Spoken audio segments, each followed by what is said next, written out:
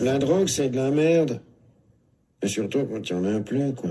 Je suis Piero San Giorgio, auteur de nombreux livres, et dans mon prochain livre, je vais vous parler de la peur et de ses différentes ramifications et conséquences sur l'être humain et comment on peut la gérer et la réduire. Mais il y a un sujet qui en fait est souvent caché, dont on ne parle pas, c'est que se passerait-il si en période de crise, en période d'effondrement, en période de rupture de la normalité, eh bien, les drogues n'étaient plus disponibles.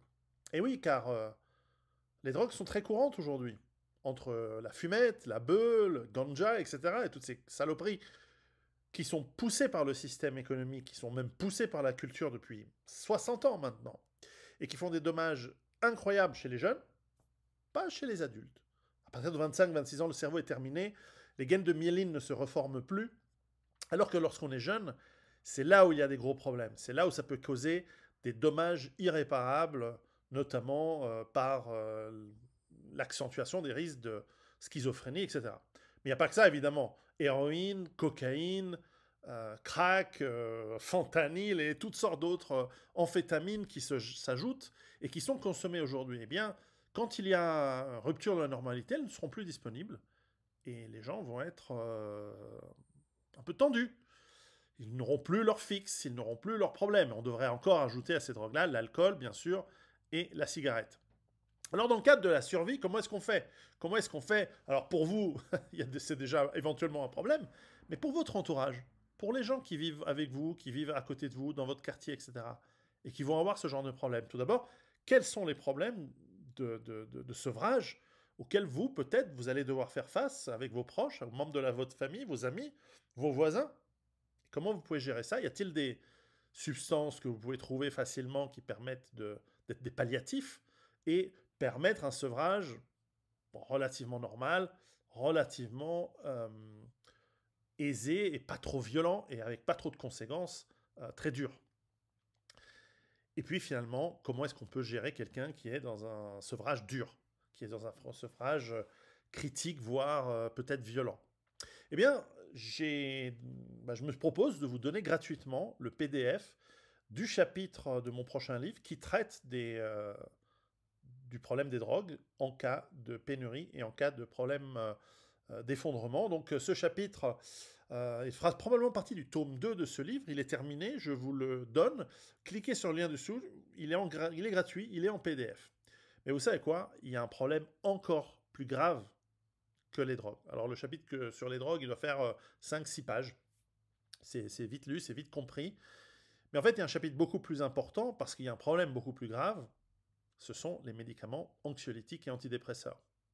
Aujourd'hui, nous avons à peu près, en moyenne, en Occident, 40% de la population, essentiellement des femmes, les femmes 2 fois plus que les hommes, qui sont sous antidépresseurs, anxiolytiques divers, et essentiellement traitements pour réduire la dépression, calmant de cheval, hein, des calmants vraiment violents.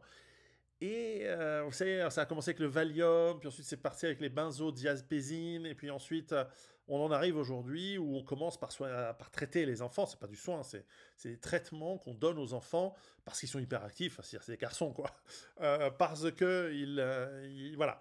Et ça, c'est 40% de la population. C'est pas le junkie au coin de la rue qui se shoot à l'héroïne. C'est quasiment une personne sur deux. Regardez autour de vous, une personne sur deux en moyenne est sous antidépresseurs. Alors, vous allez me dire, oui, mais c'est les médicaments, les psychiatres, ils savent ce qu'ils font. Vous ne connaissez pas l'histoire de la psychiatrie. Je vais vous expliquer tout ça, et je vais vous expliquer aussi quels sont les effets secondaires de la prise des anxiolytiques et antidépresseurs, et surtout quels sont les effets très très graves. D'ailleurs, c'est écrit sur la notice, hein, si vous avez quelqu'un autour de chez vous qui a une boîte de calmants de ce type-là, lisez la notice. Vous allez voir la liste des effets secondaires en cas de sevrage et à quel point ils disent on ne prend aucune responsabilité si vous ne prenez pas les doses correctes, de la bannière correcte, dans la séquence correcte et dans la quantité correcte. En tout cas prescrite. Et ce sevrage est extrêmement violent, d'autant plus qu'il y a les antidépresseurs avec les autres médicaments qui ont des effets très très bizarres et difficilement prévisibles. Donc, il est important de comprendre déjà qui, autour de chez vous, une personne sur deux pratiquement, vous vous rendez compte, c'est énorme, prend ce genre de médicaments, et en cas de rupture de la normalité, en cas de problème, qu'est-ce qui se passe en cas de sevrage, et surtout, qu'est-ce que vous pouvez faire? Est-ce que vous pouvez calmer ces gens avec des plantes, avec des tisanes, avec d'autres substances que vous pouvez obtenir, que vous pouvez avoir dès maintenant, qui sont aussi moins graves, moins lourdes? Alors, je ne dis pas qu'il n'y a aucun traitement qui est bon. Il y a probablement quelques personnes, 2 ou 3 personnes sur 1 million, qui ont réellement besoin de ces médicaments. Mais pour l'autre partie, alors je ne suis pas médecin, attention, mais il y a du foutage de gueule, on en donne dans tous les sens. Parce qu'effectivement, ça calme, ça tranquillise. Mais regardez aux États-Unis la plupart des tueries de masse. Qui commet ces tueries de masse? Bien, le plus petit commun dénominateur à toutes ces tueries de masse, 9 cas sur 10, ce sont des gens en sevrage d'antidépresseurs. Et oui. C'est ça le lien qui fait ces tueries de masse. Alors, les autres se suicident ou tombent très très malades, mais l'accès de violence, y compris de la violence meurtrière, est très courant. Est très très courant. Et il y a 40% de la population qui en prend.